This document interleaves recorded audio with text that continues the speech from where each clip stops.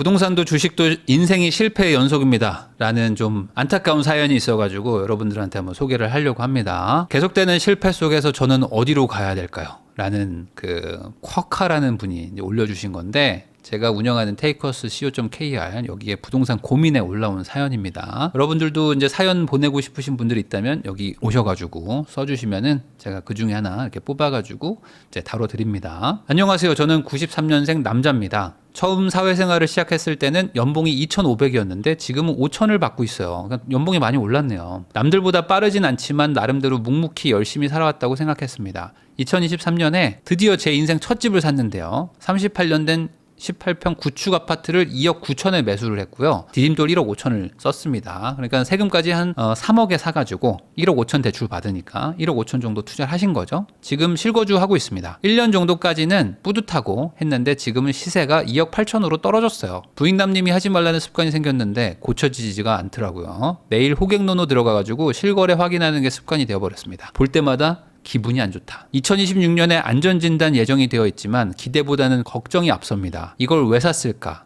나는 왜 항상 타이밍이 이럴까 하는 생각이 점점 늘어갑니다. 살 집이 생겼으니까 이제 남은 돈이라도 잘 불려보려고 노후 대비로 연금저축도 좀 넣고요. 미국 주식 투자를 시작했습니다. 그런데 투자도 시작한 지 얼마 안 돼서 미국 관세 전쟁 이슈가 터지면서 주식 계좌가 폭삭 망해버렸습니다. 지금 뭘 해도 실패하는 기분이 들고요. 나는 왜 되는 게 없을까? 이렇게 가고 있는 게 맞는 건가? 요즘은 슬럼프를 넘어가지고 공허함과 무기력함만 남았습니다. 저는 소득의 80%를 저축하고 SNS도 안 하는데요. 셔틀버스가 있어가지고 교통비도 안 듭니다. 점심 저녁도 회사에서 해결하고 성격도 내향적이어가지고 집에 있는 걸 좋아해서 게임이나 러닝 같은 거를 취미로 하는데 요즘은 그마저도 재미가 없어서 아주 답답하고요. 거기다가 더 힘든 건 이런 고민을 털어놓을 사람이 주변에 없다는 겁니다. 돈도 안 쓰는데 주변 사람들이 저를 이상하게 봅니다. 왜 그렇게 아끼냐? 돈도 좀 쓰고 경험을 늘려라. 같은 말을 자주 듣는데 그렇다고 해서 그 사람들이 제 상황을 이해해 줄 수도 없고요. 결국 혼자 생각하다가 더 우울해지는 것 같습니다. 저는 어디서부터 다시 시작해야 될까요? 계속되는 실패와 외로움 속에서 어떻게 마음을 다잡고 다시 방향을 나아갈지 조언 좀 부탁드리겠습니다 라는 사연이었습니다. 근데 여러분들 이런 사연 보시면 어때요? 이거 내 얘기인데? 뭐 이렇게 생각하시는 분들도 좀 있을 거고, 투자했는데 손해봤는데 저게 뭐 저렇게 힘든가? 라고 생각하시는 분도 있을 거고, 진짜 힘들겠다 라고 공감하시는 분들도 있을 것 같기도 해요. 자, 이걸 한번 제가 좀 분석을 좀 해보면요. 여기에 물론 제 추정이지만 약간 나름 좀 확신을 가지고 얘기할 수 있는 부분이 있습니다. 뭐냐면 우선 이분은 30대 초반이에요. 거기다가 5천 연봉입니다. 그러면 많다면 많고 적다면 적은 거지만 근데 30대 초반에 5천이면 그래도 일반적으로는 그래 중상위 정도의 소득은 아닌가요? 그러면 거기다 저축도 잘하고 있대요. 연 한 80%씩 저축하고 있고 연봉도 2,500에서 5,100이 됐다면 충분히 나쁘지 않은 삶이라는 거예요. 여러분은 이것만 봤을 때 이게 실패입니까? 아닙니까? 제가 봤을 때 실패는 절대 아니죠. 딱 요 사연 보자마자 아마 제가 예상되는 댓글은 이런 거예요. 뭐 지금 뭐 나 화를 돋구냐? 하면서 내 인생이랑 바꿀래? 하면서 뭐 이런 사람이 있을 거예요, 분명히. 야, 네가 그게 힘들어? 야, 그럼 나랑 바꾸자. 나는 뭐 빚만 지금 뭐 8천에 연봉 뭐 3천이야 하면서 오히려 내가 인생 더 망했어라고 말하실 분들이 많을 거예요. 근데 사람은요, 자기가 처한 상황이 가장 힘들지 나보다 더 안 좋은 사람과 비교해가지고 힘든 게 아니거든요. 그러니까 이렇게 생각하실 필요는 좀 없다고 봐요. 이분도 충분히 힘든 상황이기는 한다. 자, 이분의 문제가 뭐냐면요. 저도 이걸 예전에 또 겪어본 경험도 있고 저도 재테크에 막 올인해서 살고 막 저축하고 뭐 아예 돈 안 쓰고 살았단 말이에요. 그러면 이거는 어찌 보면 꽤 많은 사람들이 겪는 문제입니다. 그래서 재테크 하고 싶은 사람들, 이런 분들은 좀 잘 들어보시면 좋을 것 같아요. 이 성공과 실패라는 건요, 결국에는 비교해서 오는 거라고 저는 생각해요. 극단적으로 그 종교인 분들 있잖아요. 종교인 분들, 뭐 스님, 뭐 목사님, 뭐 아니면 뭐 신부님 이런 분들 보면은 사실 금전적으로 없으신데도 불구하고 막 남들을 막 돕고 아니면 뭐 정말 아무것도 안 가지고 있는 뭐 무소유의 삶을 사는 분들도 있고 다양한 분들이 있지 않습니까? 근데 그런 분들이 어찌 보면 경제적으로는 되게 안 좋은 상황에 빠져 있는 걸 수도 있죠. 일반적인 사람이 봤을 때는. 근데 그분이 과연 실패한 거냐? 저는 그거는 아닌 것 같아요. 그러면 성공과 실패라는 거, 이게 도대체 뭘까를 보면 그 비교 대상을 기준으로 성공일 수도 있고 실패일 수도 있는 거죠. 그러니까 누구랑 비교하느냐의 문제인 거지, 더 정확하게 얘기하면은 내가 충분히 성공했어도 실패한 사람이 될 수 있고요. 내가 실패했지만 성공한 사람이 될 수도 있다는 얘기를 제가 하고 싶은 겁니다. 그러니까 이게 꼭 객관적인 숫자로만 가지고 얘기할 수는 없는 부분이 있어요. 자, 한번 볼게요. 93년생 남자에다가 연봉이 2,500에서 5,100이 됐어요. 열심히 살아왔다고 생각합니다 라고 적어주신 것 자체에서 제가 좀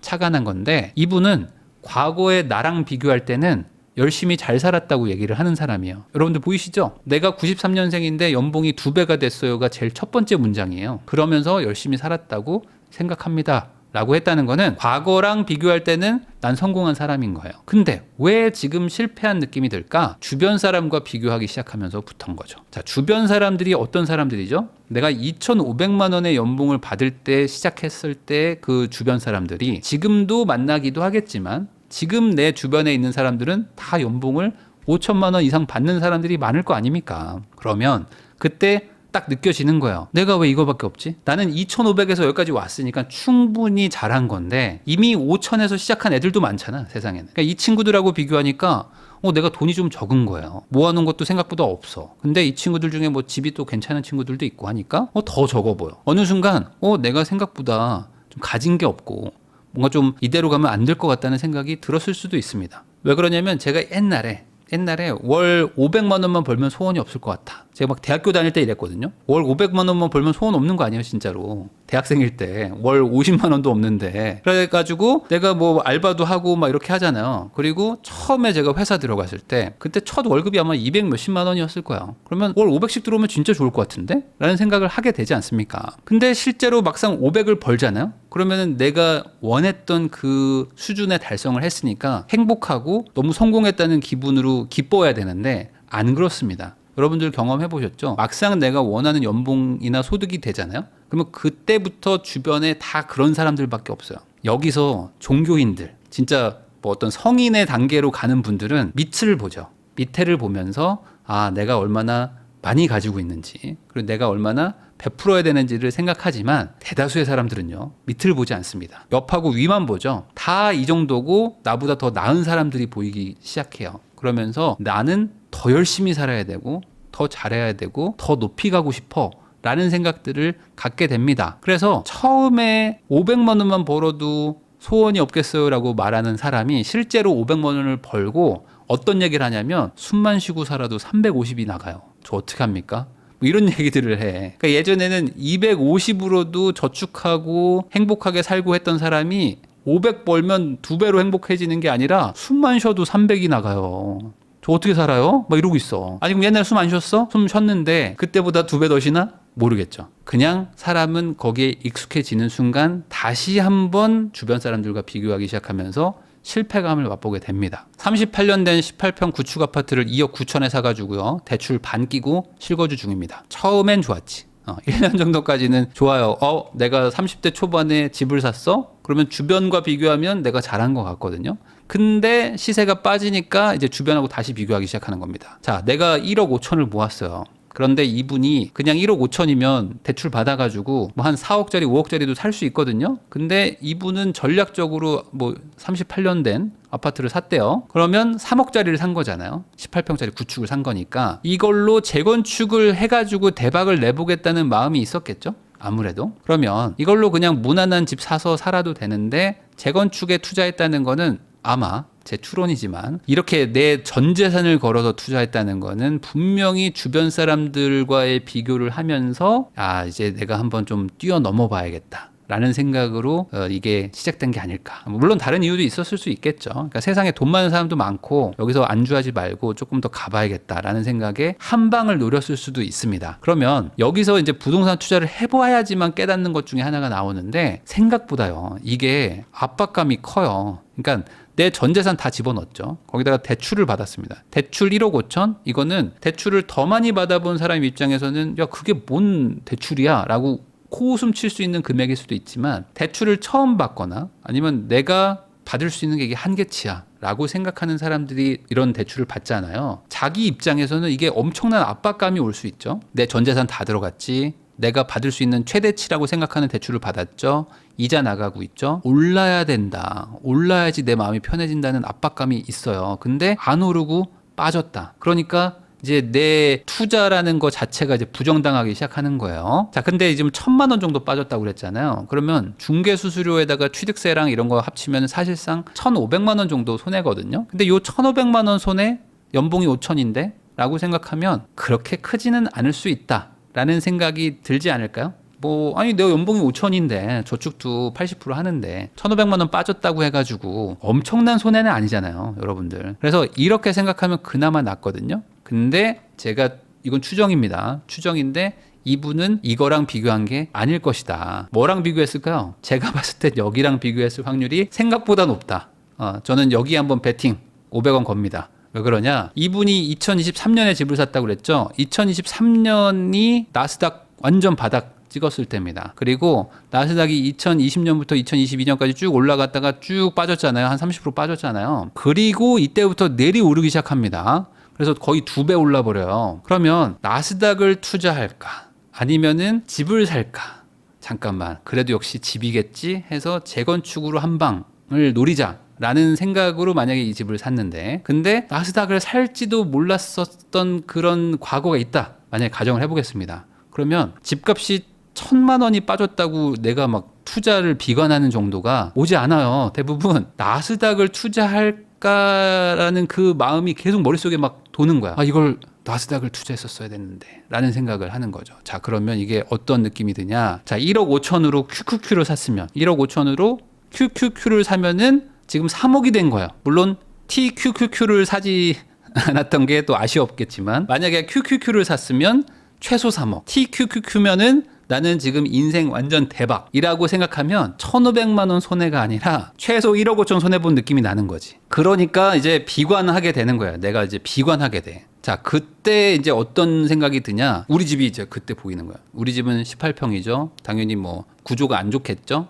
그리고 이제 한 38년 됐다고 하셨으니까 이제 집값이 또 싸잖아요. 그러니까 재건축 희망이 이제 팍 낮아져 버린 상황이 이제 현실감으로 딱 오는 거예요. 그러면 우리 집을 마련했다는, 내 집 마련했다는 어떤 그 즐거움도 잠시 이제 뭔가 물려버린 것 같고, 그리고 이제 나스닥은 다 올라가지고 기회를 또 잃은 것 같고, 이런 복잡스러운 마음이 막 생길 수 있단 말이죠. 자, 그래서 아마 여기서부터 이제 자기 비하나 어떤 자괴감 같은 것들이 밀려오지 않았을까. 자, 그러면 이 기분을 없앨 방법은요, 시세 상승밖에 없거든요.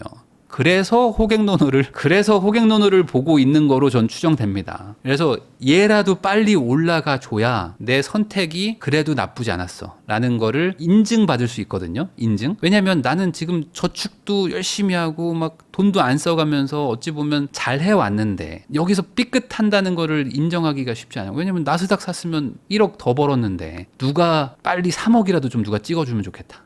내가 2억 9천에 샀으니까 3억이라도 누가 찍어줬으면 하는 마음으로 계속 이거를 보고 있는 게 아닐까. 안 그러면 내 선택 실패를 인정해야 되는데 그러면 이제 한 1억 5천 손해봤다는 마음이 막 드는 거죠. 왜 제가 이렇게 추정을 하냐. 이제 남은 돈이라도 잘 불려보자 싶어가지고 노후 대비로 연금 저축하고 미국 주식 투자를 시작했다는 걸 보고 제가 요거를 좀 이제 추정을 하는 건데, 왜 미국 주식으로 갔을까? 이 집을 갈아타도 되고 23년에 샀으니까 그러면 갈아탈 수도 있고 뭐 합쳐가지고 뭐 다른 걸 할 수도 있는데 왜 미국 주식일까? 아까 제가 말한 대로 나스닥하고 좀 비교를 하면서 결국 미장이 답인가 보다 라는 생각을 했을 확률이 있어 보이고요. 그래, 손해를 미국장에서 만회를 해야 돼 라는 마음으로 이제 돈을 또 넣은 거죠. 왜냐?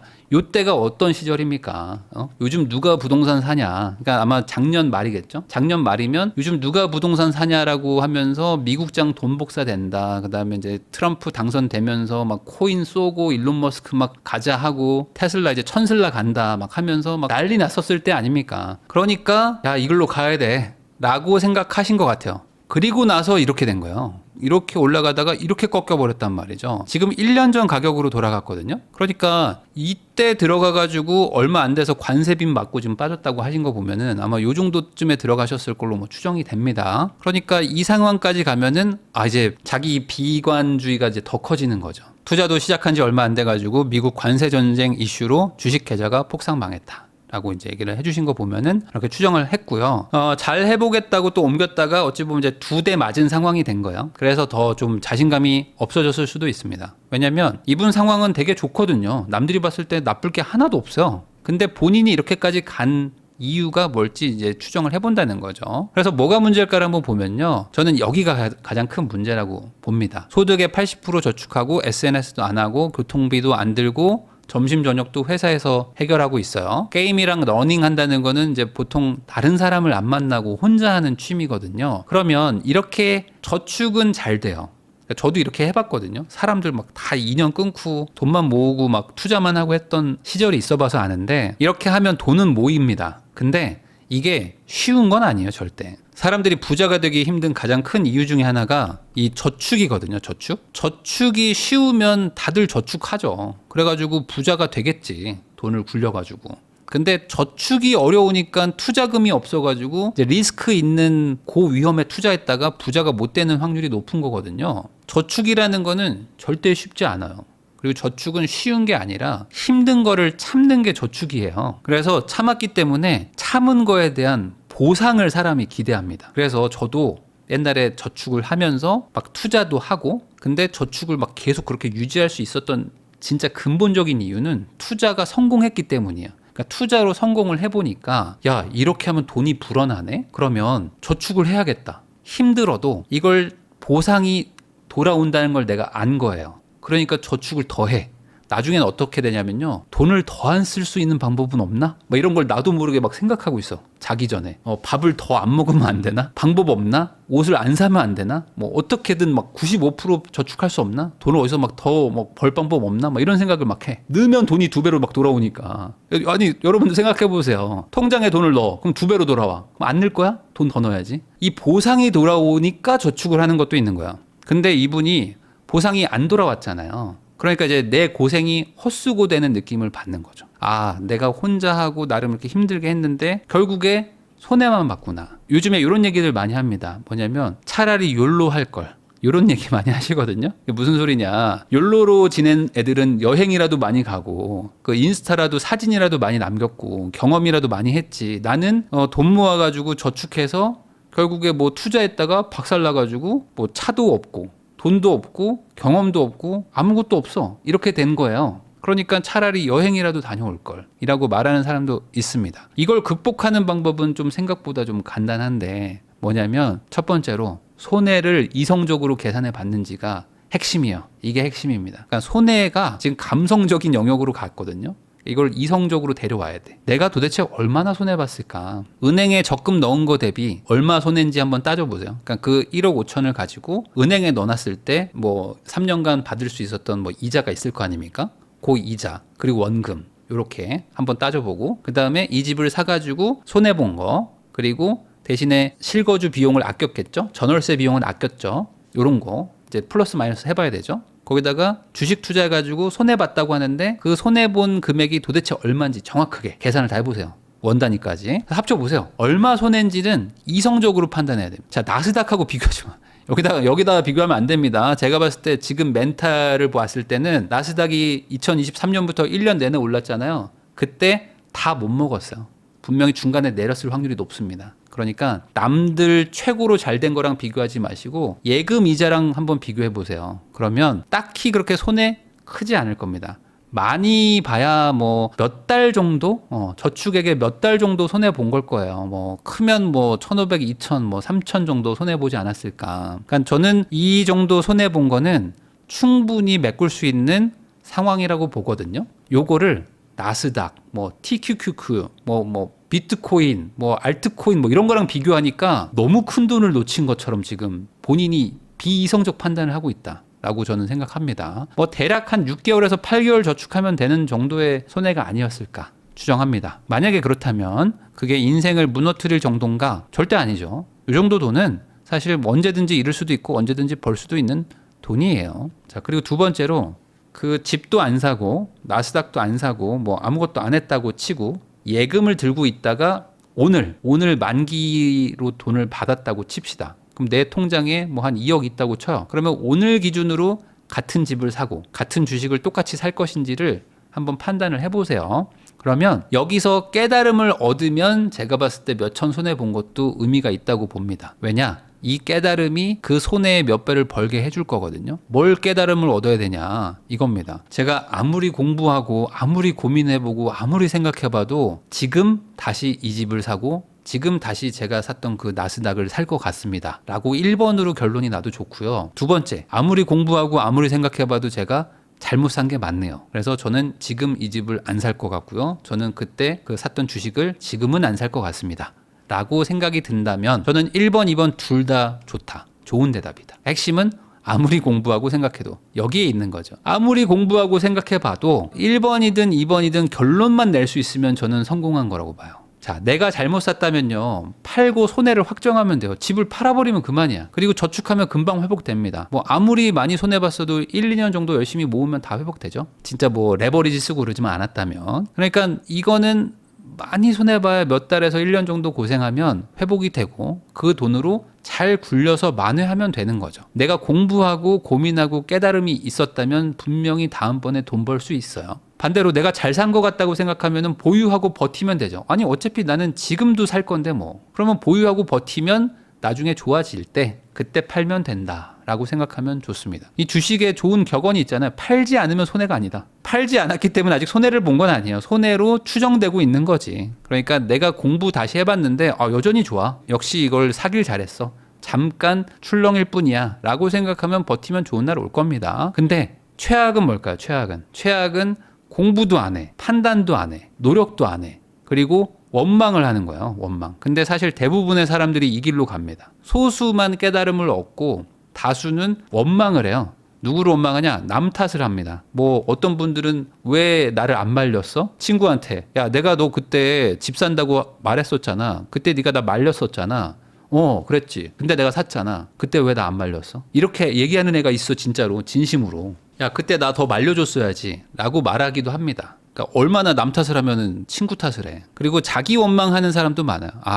나는 안 되는 사람이야 라고 하면서 난 의미가 없어 무의미해 막 이렇게 하기도 합니다. 남 탓을 하든 자기 원망을 하든 달라지는 건 하나도 없거든요. 근데 아까 말한 대로 최악의 상황은 그냥 공부도 안 하고 판단도 안 하고 노력도 안 하는 거. 이렇게 하는 사람이 많아요. 근데 이런 사람이 안 되셨으면 좋겠어요. 제가 이렇게 한번 설명해 볼게요. 대학교 등록금 내는 경우 있잖아요. 그리고 학원비 내는 경우 있잖아요. 그러면 대학교 등록금, 학원비 이런 것들은 손해인가요? 이득인가요? 여러분들은 어떻게 생각하십니까? 내가 대학교 등록금 내고 학원비 내고 한 것들 그 돈만 모았어도 몇 천만 원이에요 라고 생각하는 사람, 몇 억이에요 라고 생각하는 사람이 있고 아니요 저는 그거 냈지만 저는 그걸로 이득을 봤습니다 라고 생각하는 사람이 있을 겁니다. 왜 그러죠? 이거는 본인 학이 달린 거예요. 본인이 이거를 냈지만 그 이상을 얻으면 나는 그게 투자를 한 것이고 내가 이거를 하나도 못 얻었으면 그냥 나는 여기서 그냥 손해 본 겁니다. 자, 그러면 심플한 거죠. 이 문장에 대한 답은 본인에게 달렸다. 나는 이번에 손해를 본 겁니까? 아니면은 수업료를 낸 겁니까? 제가 너무 정신 승리하는 거예요. 정신 승리일 수도 있지만 저는 여기에서 답을 찾는다면 이거는 절대 손해가 아니라고 봅니다. 오히려 젊을 때 이렇게 손해 한번 보고 한번 밑바닥을 찍어보는 것도 길게 봤을 때는 투자에서는 도움이 된다고 봐요. 저도 옛날에 투자할 때 간이 되게 작았거든요. 근데 이런 것들을 겪으면서 이렇게 좀 커지는 건데 많은 사람들이 이런 어떤 고생이나 아니면 어떤 심리적인 불안감 이런 것들을 안 겪으면서 무조건 성공만 하길 바래요. 근데 다시 한번 말하지만 손해인 건지 수업료인 건지는 내가 정하는 거예요. 그러니까 이 상황에서 내가 뭘로 결론을 낼지는 내가 하기 나름이다. 저는 그렇게 생각합니다. 그래서 여러분들 중에 손해 본 사람들도 있을 거예요. 그리고 지금 집을 샀는데 손해 본 분들도 있고 주식 샀는데 손해를 본 분들도 있죠. 그러면 이걸 가지고 깨달음을 얻으면 그게 저는 수업료가 된다. 많은 분들이 수업료라고 생각하고 깨달음은 못 얻어. 그러니까 계속 수업료를 내는 거야. 그러면 안 되고요. 깨달음을 얻으셔가지고 수업료를 조금만 내세요. 앞으로 또 좋은 기회가 옵니다. 그러니까 이번에 한번 좀 툴툴 털고 일어나셔가지고 또 한번 잘 해보시면 충분히 좋은 상황이기 때문에 좋은 날이 조만간 곧 올 거라고 생각합니다.